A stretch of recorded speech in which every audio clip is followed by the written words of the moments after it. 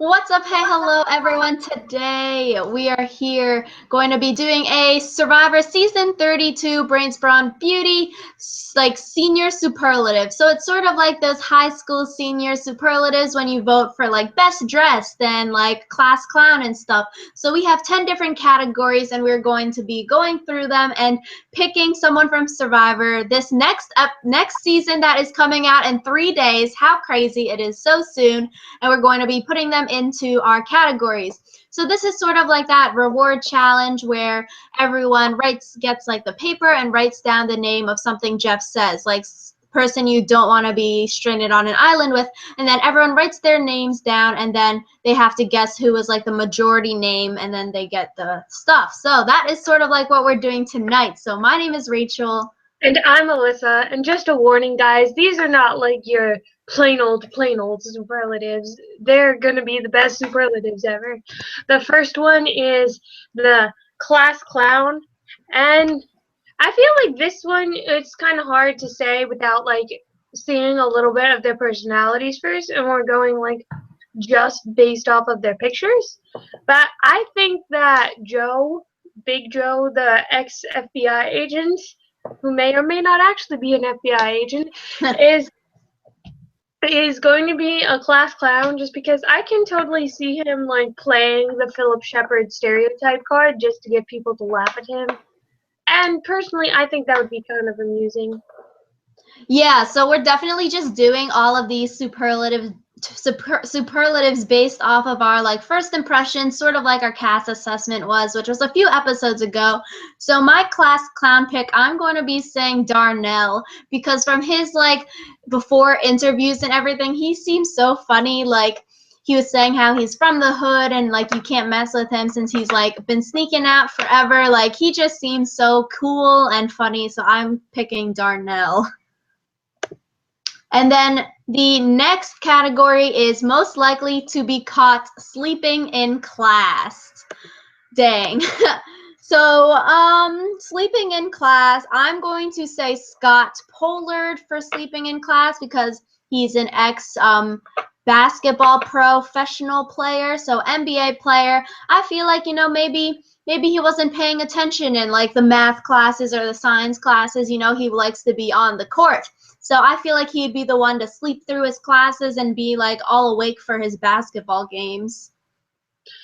I am going to say Caleb Reynolds just because he just seems like one of those kids who honestly wouldn't care what his teacher had to say. Like, I understand the rationale behind like an NBA player sleeping in class so they could be like, hyped up for that game or whatever. But I feel like he's that kid who sits in the back of the class just because he knows the teacher won't see him, and then will just sleep through class just because he has that like I'm better than everyone attitude. So, anyways, next on the list is biggest flirt. I think that's kind of hard to tell just because, like, they're obviously the entire beauty tribe is going to try to use their beauty to their advantage, except for Ty, who isn't actually that beautiful, but he loves beautiful things. But I love him anyway. So just like going off of like the way they look and stuff, I would say Julia because she's the one of the younger ones, right? She's the youngest, yeah. Yeah. Yeah, she's the 18-year-old, and like when you're 18, you don't really like have that much going for you, except for your looks if you have them.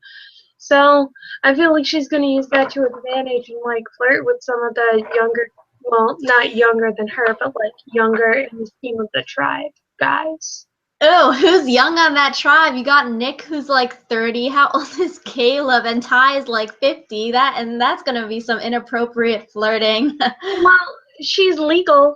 You could also like flirt with people on the other tribe. I don't know. I didn't really consider how old everyone else was.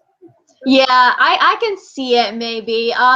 For biggest flirt, I'm sort of torn between Caleb and Nick because both seem like those kind of cocky guys that are like, I always get my way because I can like wink at you and get the girl or whatever. So, I don't know. Since I'm going to say Nick, because he sort of has that like boyish charm, sort of like he's good looking and he's sort of arrogant in what he says, his like life counseling advice. So I feel like he can use his fake BS job as a life counselor to like therapeutic and be I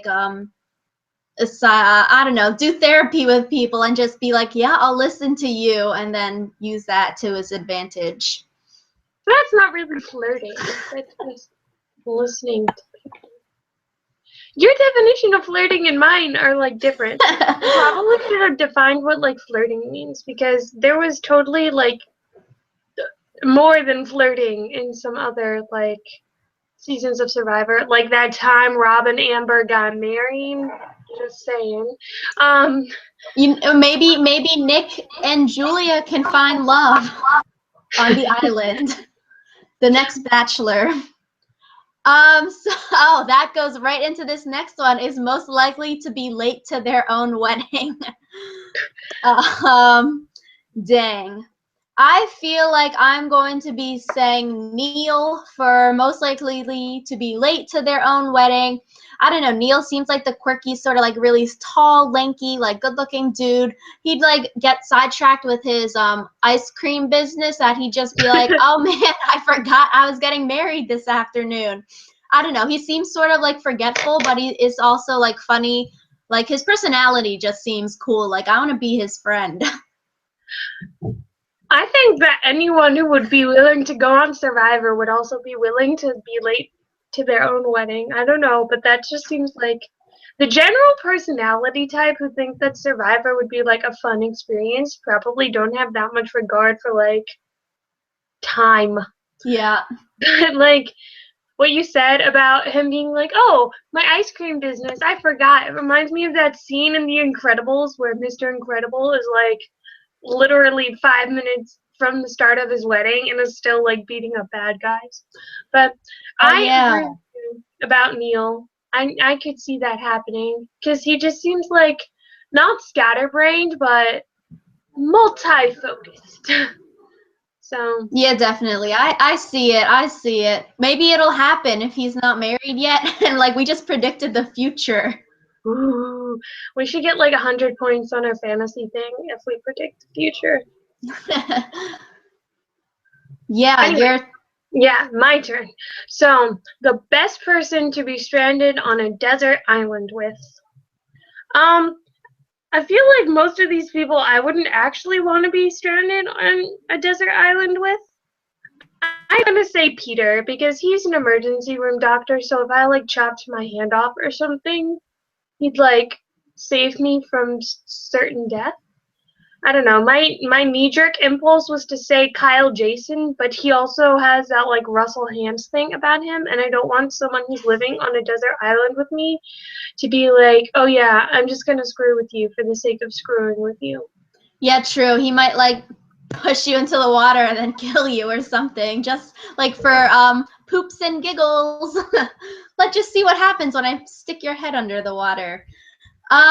Yeah, I see Peter. I would definitely want to pick him for his like ER stuff. So if anything happened, any infections, he could like deal with it. I'm going to say Sydney for this. I feel like she's so like built and fit. Like she could go and get like food and stuff and be able to build a shelter. Like she just seems like so like she has so many different facets to her, and she's not just like built and like a bodybuilder, but she was also like really talented at sports and stuff. So I think that could be useful on a desert island. Something I was thinking about when they're on Survivor, do contestants who are doctors like help the medical team if someone like passes out? Probably not.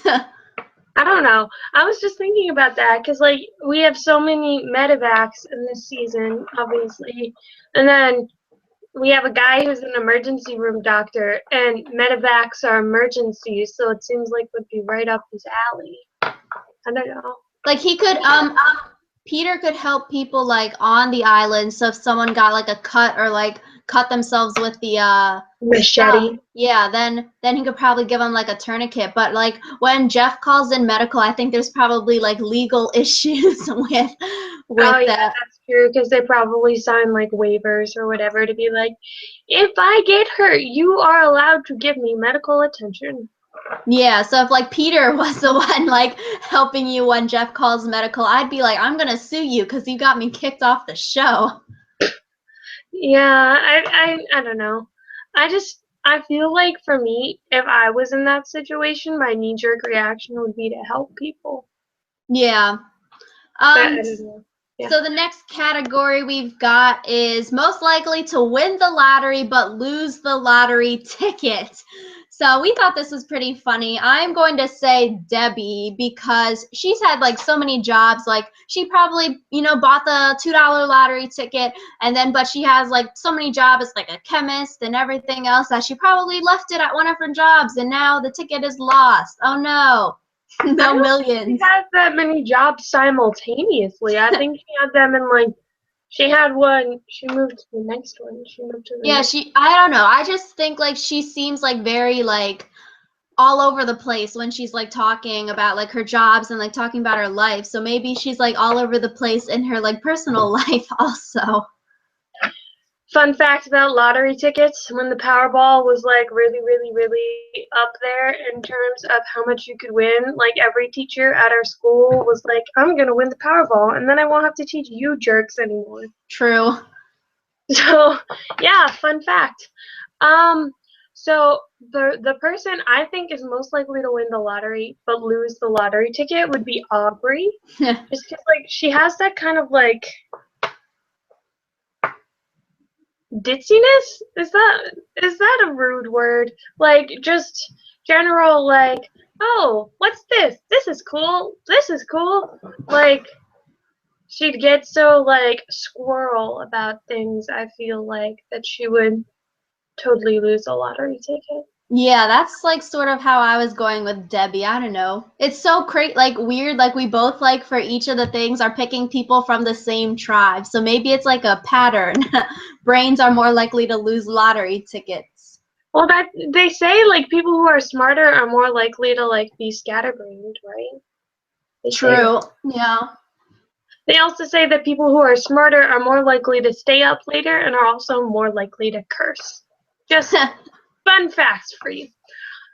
Most likely to break a world record, and what record? I feel like Sydney would break a world record, and it would be for something that involves strength, but also is kind of like no one would ever think that it would be a legitimate world record. Like held most coconuts for longest amount of time, or did most push-ups upside down, or something like that. Yo, maybe if they do that like immunity or reward challenge where you have to like shoulder the load, I think that's what it's called, like hold all the weight and they stick bags on it, maybe she'd be the one and she could like beat the boys' records at like who has like Tyson has it.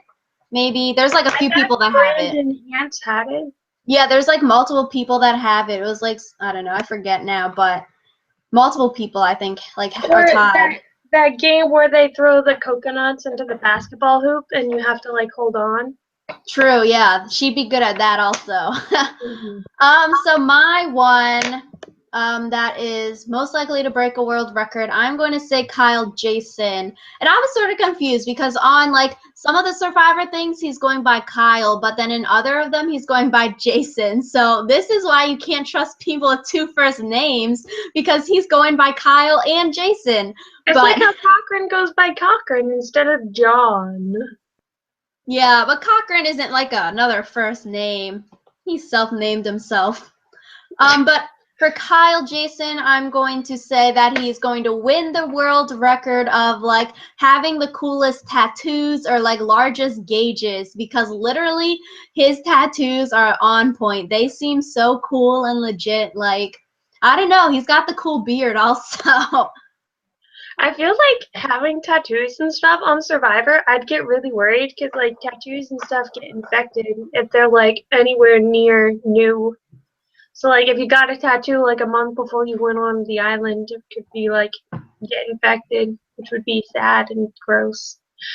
But anyways, next on the list is most likely to fight aliens. So if there was like an Asian, oh my god, an alien, Freudian slip.